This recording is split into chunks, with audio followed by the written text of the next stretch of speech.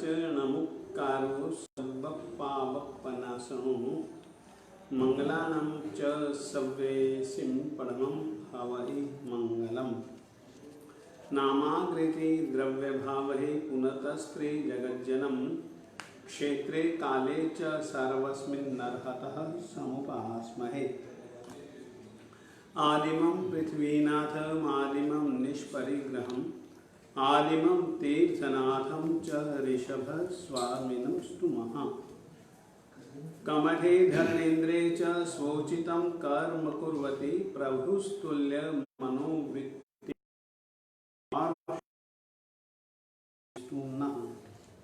कृतापराधेऽपि जने कृपा मंथरतारयो ईषद्बाष्पाद्रयोर्भद्रं श्रीवीरजिननेत्रयो। ज्ञानामृतेन लोकानां कष्टोच्छेदविधायिने ऐदं युगीन वीराय नमो वल्लभसूरये। अज्ञानतिमिरान्धानां ज्ञानाञ्जनशलाकया चक्षुरुन्मीलितं येन तस्मै सद्गुरवे नमः। तस्मै श्री गुरवे नमः। उन लोगों की आवाज़ आती रहेगी, यानी कि उनकी आवाज़ यहाँ नहीं आनी चाहिए।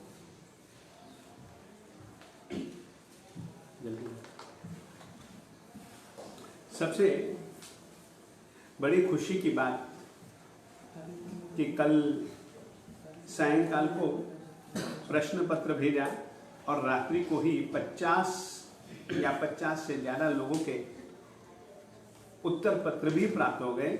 ये सचमुच में आपकी यह उत्साह वृत्ति सचमुच में अनुमोदनीय है, स्तुत्य है। मैं आपकी इस क्रिया प्रक्रिया का हृदय से स्वागत करता हूं और मैं केवल इतना ही नहीं चाहता हूं कि आप प्रश्न पत्र भर करके भिजवाएं। मैं तो यह चाहता हूं कि आप यहां पर सुनी हुई कहानियां दूसरों को भी सुनाएं, विशेष करके अपने परिवार के बालक बालिकाओं को सुनाएं, ताकि उनमें शुरुआत से ही जैन जीवन शैली क्या है, कैसी है, जैन व्यक्ति को कैसे जीना चाहिए, ये आपको इन कहानियों के माध्यम से जल्दी समझ भी आएगा और आप जल्दी समझा भी पाएंगे।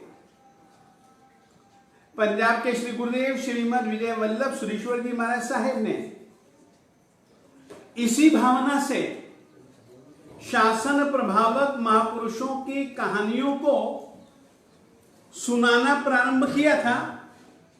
वही क्रम अपन लोग वापस चालू कर रहे हैं उनकी 66वीं पुण्यतिथि के उपलक्ष्य में। कहानी कल वहां तक पहुंची थी कि गणधर भगवंत श्री गौतम स्वामी जी महाराज साहेब जिन 5 मुनियों के साथ यानी कि शाल, महाशाल, गागली और गागली के माता और पिताजी के साथ में पृष्ठ चंपा नगरी से परमात्मा के पास चंपा नगरी में जा रहे थे। बीच में केवल ज्ञान की प्राप्ति हो गई 5 को, और जिस समय चंपा नगरी में गणधर भगवंत गौतम स्वामी जी महाराज जी ने समव शरण में पहुंच करके 3 प्रदक्षिणा देते हुए परमात्मा को प्रणाम किया, तो उस समय उन्होंने देखा कि वे 5 के 5 मुनि, 4 साधु जी और 1 साध्वी जी केवली परिषदा में जा रहे हैं। तो गणधर गौतम स्वामी जी ने रोका कि भाई परमात्मा को प्रणाम करो। परमात्मा ने उत्तर दिया कि भैया केवली की आशातना मत करो,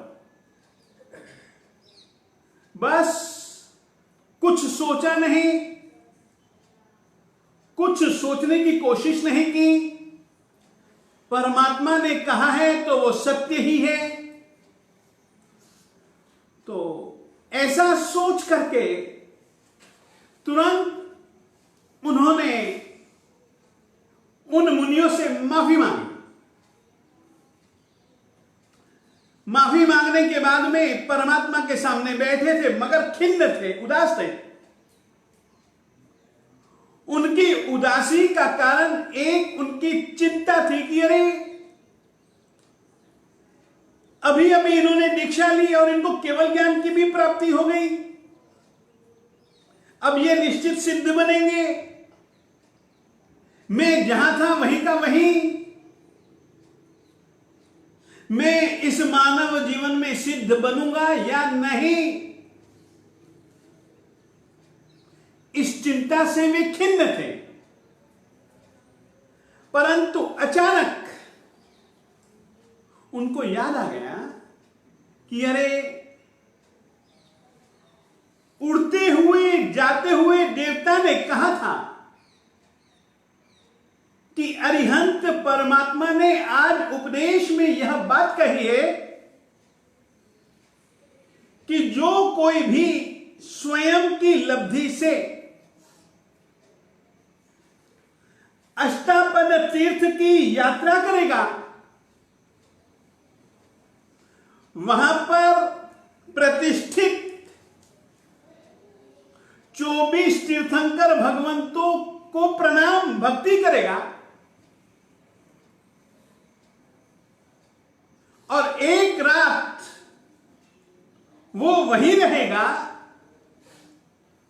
यदि उसने आयुष्य कर्म न बांधा होगा तो उसी भव में निश्चित नियमा वह मुक्ति में जाएगा जाएगा जाएगा। यह बात परमात्मा के सामने बैठे हुए उनको याद आई।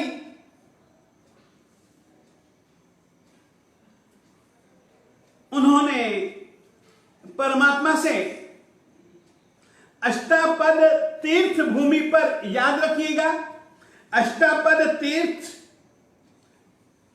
अष्टापद 8 सीढ़ियों वाला वह तीर्थ है।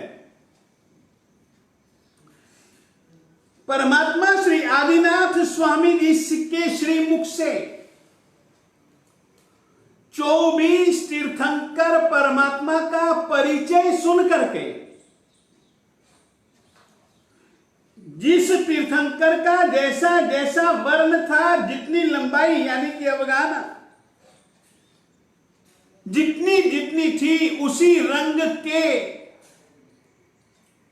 मणि माणिक्यों से भरत महाराजा ने जहां पर प्रतिमाओं की प्रतिष्ठा करवाई, उस तीर्थ भूमि का नाम है अष्टापद।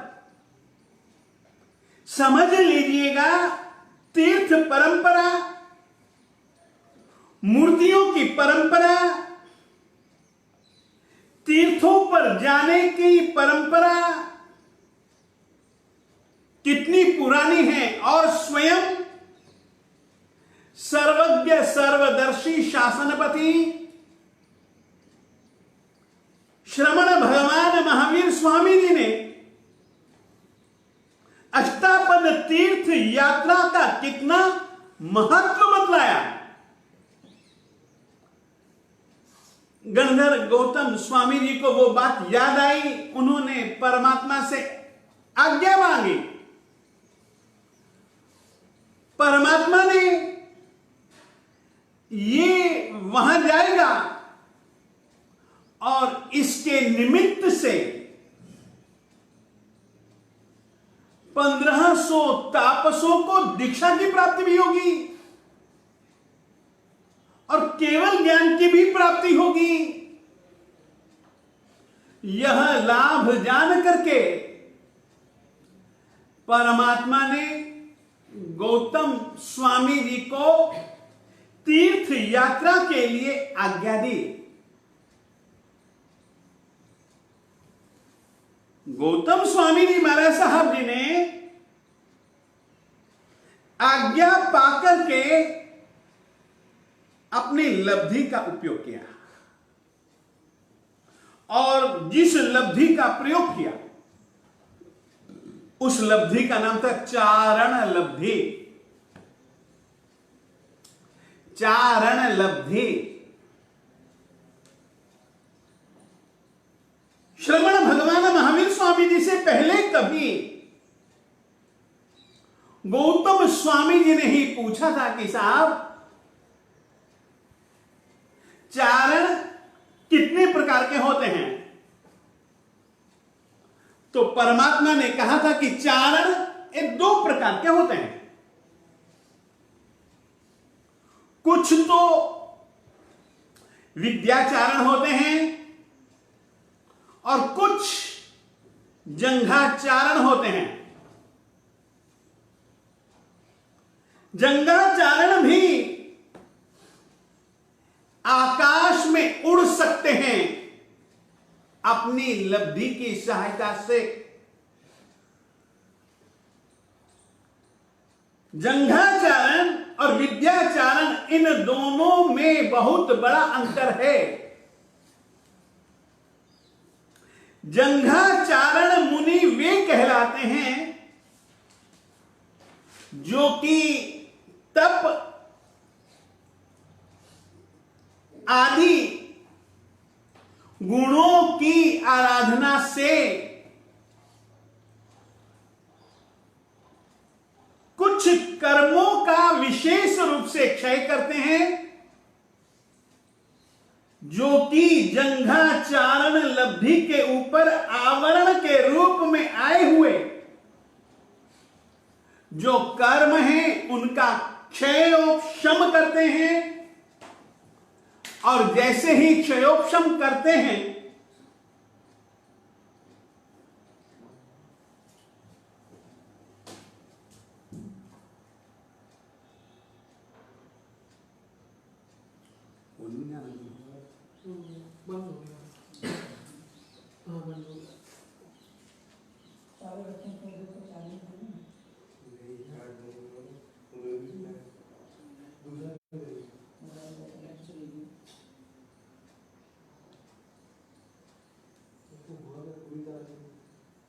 क्या हुआ?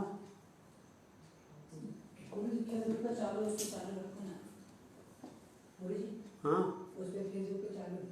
अच्छा।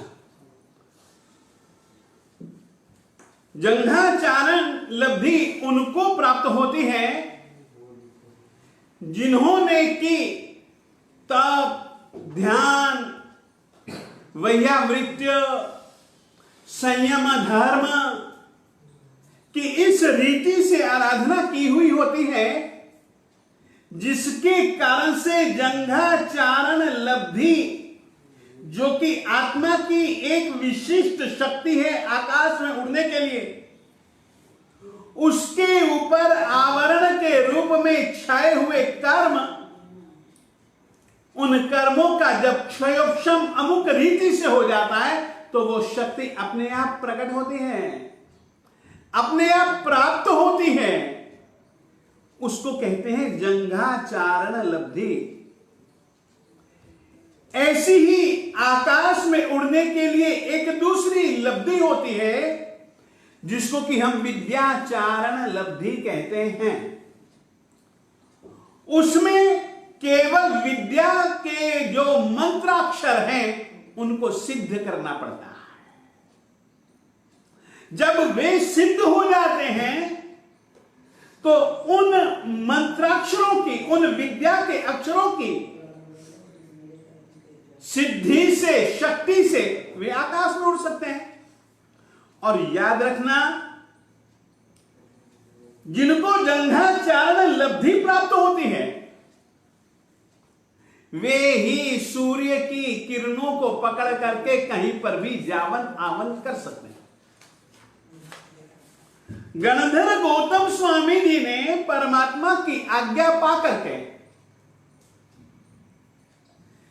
जंघाचारण लब्धि का उपयोग किया और वे आकाश में उड़ करके अष्टापद पर्वत के पास में पहुंच गए। गणधर गौतम स्वामी जी का शरीर सुवर्णवर्णी था, यानी कि बिल्कुल सोने की कांति थी।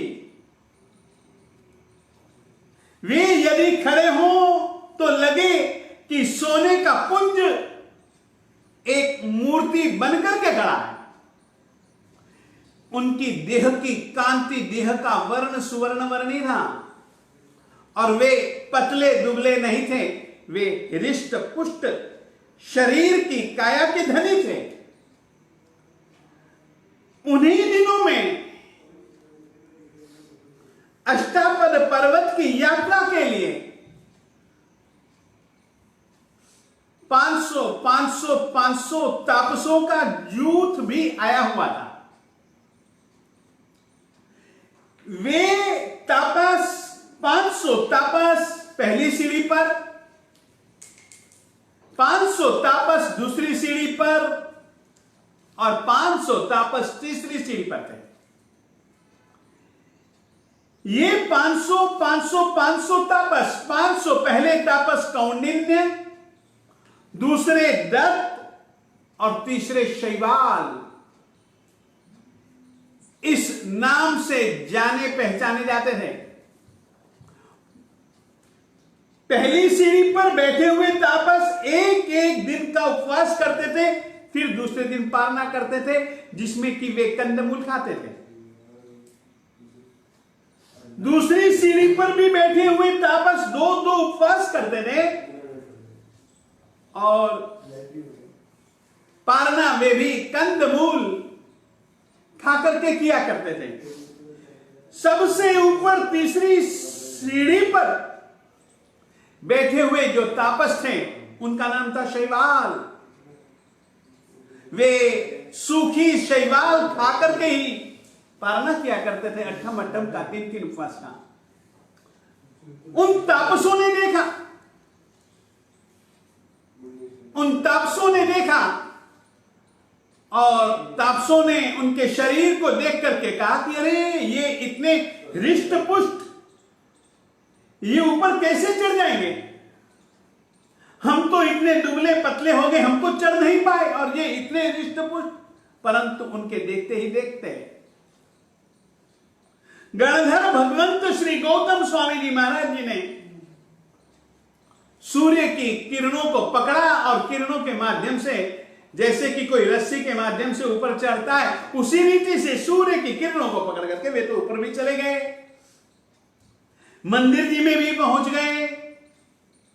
24 तीर्थंकर परमात्माओं की जो प्रतिमा थी, खूब उन्होंने दिल से स्तवना की, स्तुति की, कीर्तन किया, चैत्य वंदना की, उनके स्वरूप का ध्यान लगाया। मन उनका बहुत आह्लादित हो गया, पुलकित हो गया, सारा शरीर रोमांचित हो गया।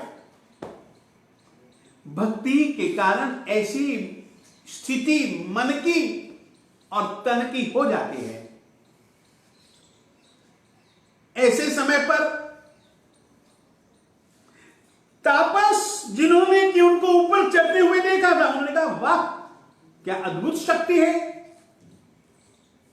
हम इतनी तपस्या कर रहे हैं, हम बिल्कुल पतले दुबले हो चुके हैं, हम तो जहां के वहीं ऊपर जा भी नहीं पाए और इन्होंने सूर्य की किरणों को पकड़ा और ऊपर चले गए। बहुत बड़े शक्तिमान, लब्धिमान, बहुत उच्च साधक हैं ये। अब ये जब नीचे उतरेंगे तो हम इनके चेले बन जाएंगे। गणधर गौतम स्वामी जी ने यात्रा तो कर ही ली थी, परंतु तीर्थ यात्रा के साथ में एक दूसरा नियम बतलाया गया था, एक रात वहां रुकना। तो गणधर गौतम स्वामी जी उस रात को अष्टापद पर्वत पर ही ईशान दिशा में, ईशान कोण में एक अशोक नाम के पेड़ के नीचे ही रहे। वहां पर एक शिला थी, शिला पर रात्रि को वे विराजमान थे। अशोक वृक्ष के ऊपर जितने भी रहने वाले ये देवता थे, उन्होंने गणधर गौतम स्वामी महाराज को पहचान लिया, उनसे देशना सुन रहे थे। इस बीच पहले देवलोक का जो इंद्र है, उसके द्वारा नियुक्त जो एक लोकपाल, जिसका नाम था कुबेर धन भंडारी, वो अपने एक मित्र मुनि के, एक मित्र देवता के साथ में, जो कि उसी का ही सामंतिक देवता था, और इतना ही नहीं उसका मित्र भी था, उसके साथ में वह भी अष्टापद तीर्थ की यात्रा के लिए आया था।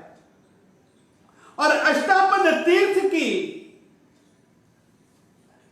यात्रा करके जैसे ही वे गुजर रहे थे, उन्होंने गणधर भगवंत जी की आवाज सुनी, उपदेश देते हुए सुना, तो चलो अपन भी चले, अपन भी उपदेश सुने। ऐसा विचार करके वे दोनों जन भी गणधर भगवंत श्री गौतम स्वामी जी महाराज साहिब जी के पास में आ गए। और गणधर गौतम स्वामी जी उस समय, साधु कैसे होते हैं, साधुओं का कैसा अंतहार प्रांतहार रूखा सूखा आहार, उनकी साधना, साधना का उनके मन के ऊपर, उनकी आत्मा के ऊपर, उनके तन के ऊपर कैसा कैसा प्रभाव पड़ता, वो सब कुछ वर्णित कर रहे थे। जैसे ही उन साधक मुनियों की तपस्या और तपस्या के कारण से सूखे हुए शरीर की स्थिति का वर्णन कर रहे थे वे, उसी समय लोकपाल कुबेर देवता ने अपने मित्र की ओर देखा और मित्र ने उसकी ओर देखा, दोनों की आंखें मिली, दोनों मुस्कुराए, और दोनों की मुस्कुराहट का कारण गणधर भगवंत गौतम स्वामी जी ने अपने मनः परयव ज्ञान से जान लिया। और जान करके उन्होंने तुरंत एक पुंडरीक नाम का अध्ययन है वो सुनाना चालू किया। और वह सुनाते सुनाते उन्होंने स्पष्ट कर दिया कि साधना का मतलब केवल शरीर को दुबला पतला बनाना नहीं, बल्कि कषायों को, कर्मों को दुबला पतला बनाना है। शरीर की दुर्बलता का आत्म विकास से या शरीर की सबलता का आत्म विकास से उतना संबंध नहीं है जितना कि कर्मों की लघुता से, कर्मों की दुर्बलता से संबंध, कर्मों की क्षीणता से संबंध है। परमात्मा के कहे अनुसार मुक्ति जिन्होंने कषायों को क्षीण किया उनकी है, जिन्होंने शरीर को, मात्र शरीर को क्षीण किया उनके लिए मुक्ति नहीं भी है। इस बात को सुनकर के धन कुबेर परमात्मा के ध्यान की बात को सुनकर के परम प्रसन्न हुआ और उसने गणधर भगवंत गौतम स्वामी जी को प्रणाम किया। और प्रणाम करने के बाद वह तो चले गया, परंतु तिर्यक ग्रिम्बक जातीय देवता ने पूरा पुंडरीक अध्ययन सुना। गणधर गौतम स्वामी दादा ऐसी वाग लब्धि के स्वामी थे कोई भी मनुष्य उनकी देशना सुनता तो उसके दिल दिमाग में वैराग्य का भी निश्चित रूप से अंकुरित हो ही जाता था। तिर्यक ग्रिम्बक जाति के देवता के दिल में भी वैराग्य भाव जन्मा, दीक्षा का भाव जन्मा, परंतु देव होने के नाते कुछ कर्म विशेष करके अप्रत्याख्यानीय कषायों के उदय के कारण से देवता लोग प्रत्याख्यान नहीं ले सकते,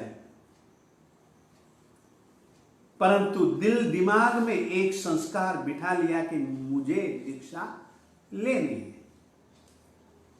इस भव में ना सही अगले भव में ही सही। और याद रखना मेरे देवताओं, मरने के बाद आत्मा के साथ कोई संपत्ति नहीं चलती,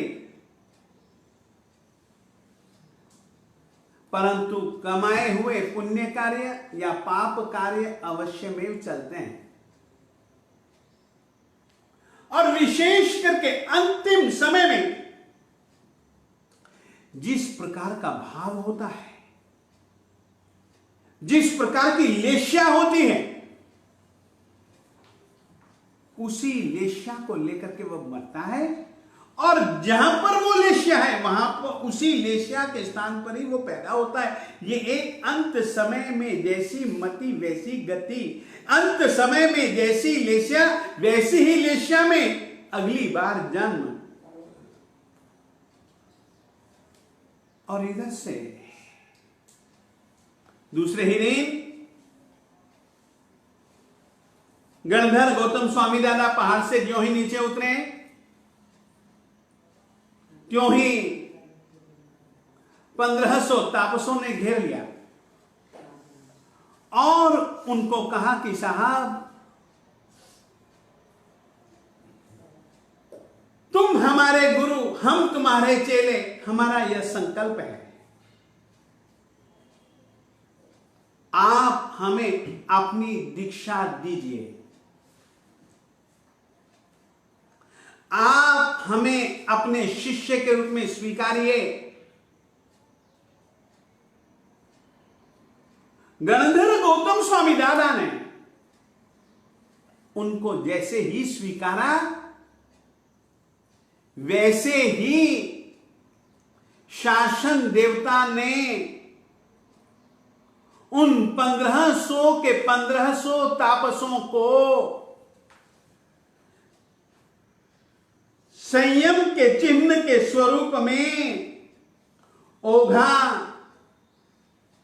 मुहपत्ती और इसके साथ में जैन साधु की वेशभूषा उनको दे दी, इसके साथ में पात्र भी दे दिए।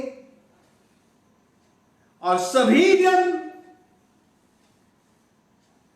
आप हमारे गुरु, हम आपके चेले, आपकी दीक्षा आप हमको दीजिए, आपकी दीक्षा हमको स्वीकार। इस रीति से वे तो चेले बन गए। गणधर गौतम स्वामी जी महाराज साहब जी ने कहा कि चलो, तुम बड़े तपस्वी हो, बताओ पारने में हम तुम्हारे लिए क्या लाएं।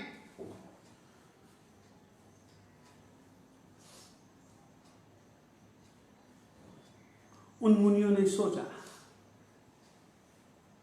1500 के 1500 तापसों ने कहा कि गुरुजी, हम घी शक्कर मिश्रित पायस यानी कि खीर खाना चाहते हैं, उससे पारना करना चाहते हैं। गणधर गौतम स्वामी जी ने कहा चलो कोई बात नहीं, मैं जाता हूं।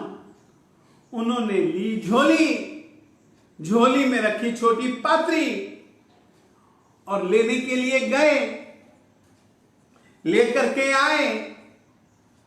मुनियों को कहा चलो भैया चलो, तैयार होकर के बैठो, पारना करवाता हूं तुमको। और ऐसा कहकर के उन्होंने अपनी झोली में से छोटी सी टोकसी निकाली जो कि खीर से भरी हुई थी। इतने छोटे से पात्रे में खीर को देख करके और 1 2 3 उपवास के पालने वाले तापसों ने कुछ दिल में सोचा, कुछ वे मुस्कुराए, क्या करना है क्या नहीं करना है। पल दो पल के लिए दिल में विचार हुआ। इसी असमंजस में उन्होंने क्या निर्णय लिया। समय पूरा हो गया, आगे की कहानी अपन लोग आगे चालू रखेंगे। हो सका तो कल वापस मिलेंगे। आज अभी इतना है।